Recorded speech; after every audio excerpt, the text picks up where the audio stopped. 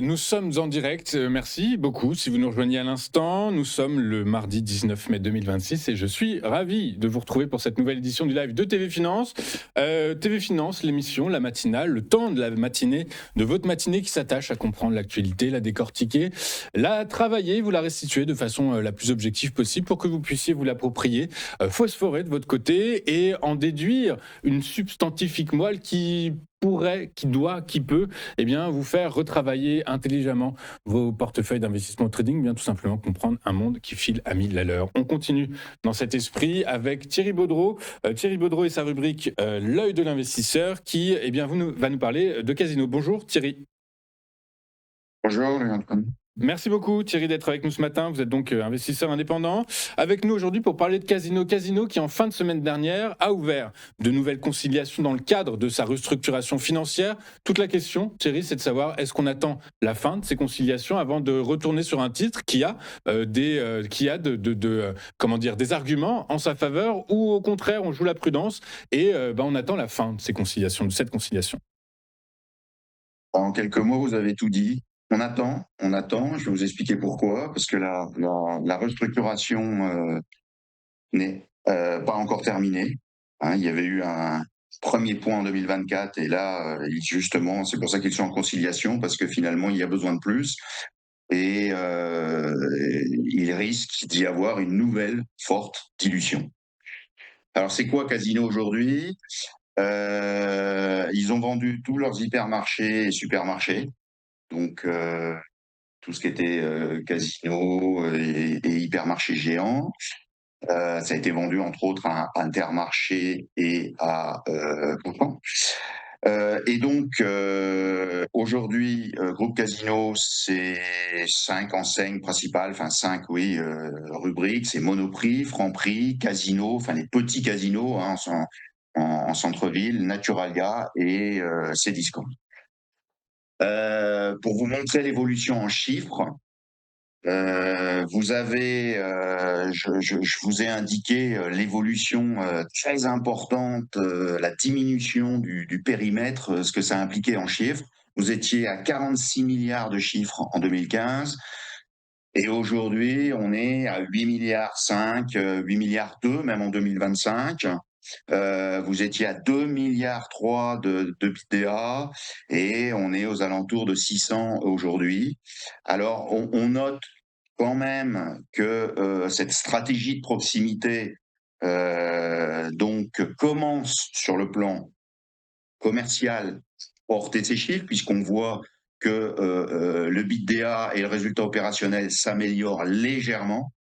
En revanche, malheureusement, il y a la dette nette, même si elle avait fortement diminué entre 2015 et 2024, elle avait même culminé à plus de 10 milliards.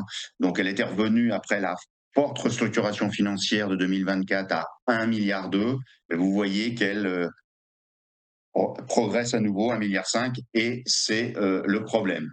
Pour vous donner une évolution du cours en l'espace d'une dizaine d'années, vous allez voir que donc au slide suivant que vous avez, c'est quand même assez impressionnant. Alors là, je vous ai mis le slide, les cours en valeur ajustée en fait, qui tiennent compte à la fois de la dilution et de regroupement de titres. Le cours en 2014 était aux alentours au max autour de 100 euros. Le groupe a valu 11 milliards, mais en cours ajusté, tenant compte du nombre d'actions, c'est comme si le cours était aux alentours de 7 000 euros, et si on tient compte des dividendes, on serait même à 10 000 euros.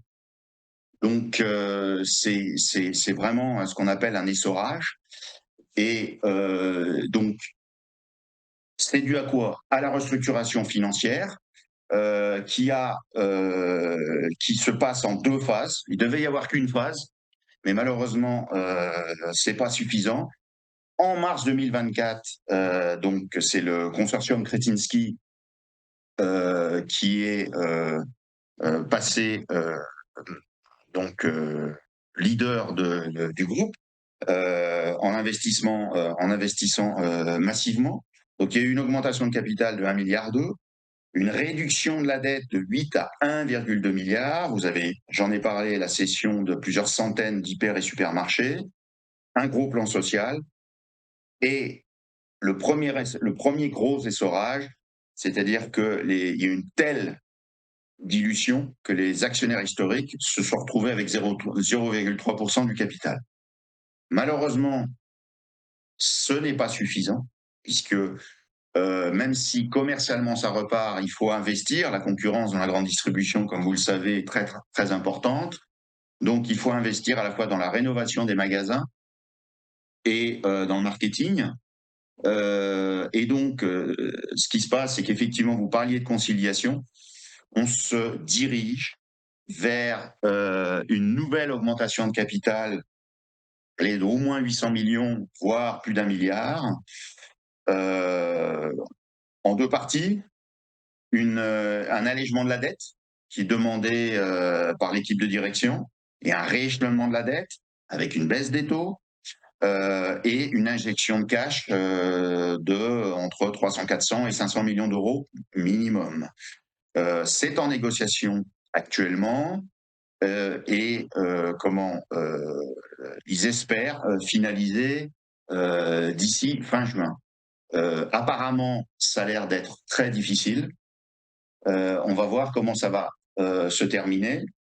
Quand on regarde le cours actuel, l'évolution de ces derniers mois, vous voyez, c'est pour ça que j'en parle en fait, parce que je suis un peu étonné et un peu effaré de voir la volatilité du cours, parce que compte tenu des risques actuels annoncés par la direction, quand je vois deux cours qui passent de 0,15 à 0,36, je pense que les investisseurs, ils font pas attention à ce qui est en train de se passer.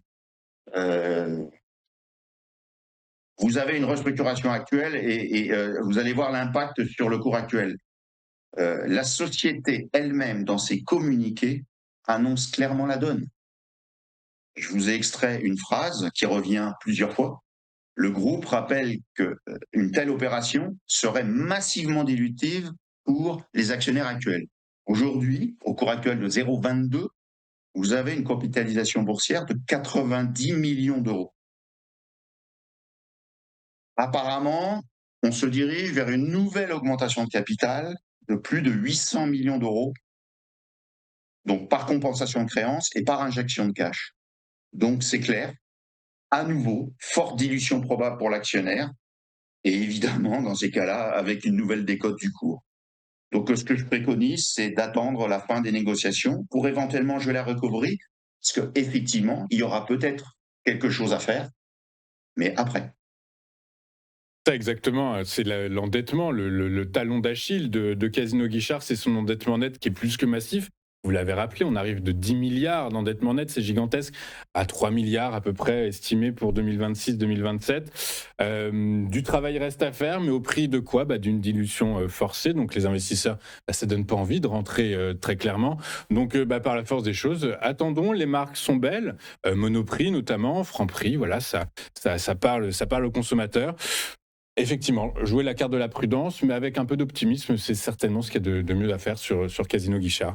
Merci beaucoup Thierry d'avoir été avec nous ce matin. Thierry Baudreau et sa rubrique L'œil de l'investisseur. Thierry Baudreau, investisseur indépendant, et donc avec nous régulièrement désormais tous les mardis matins pour nous éclairer sur une valeur sous l'angle plutôt fondamental que technique et nous expliquer s'il y a du potentiel ou non.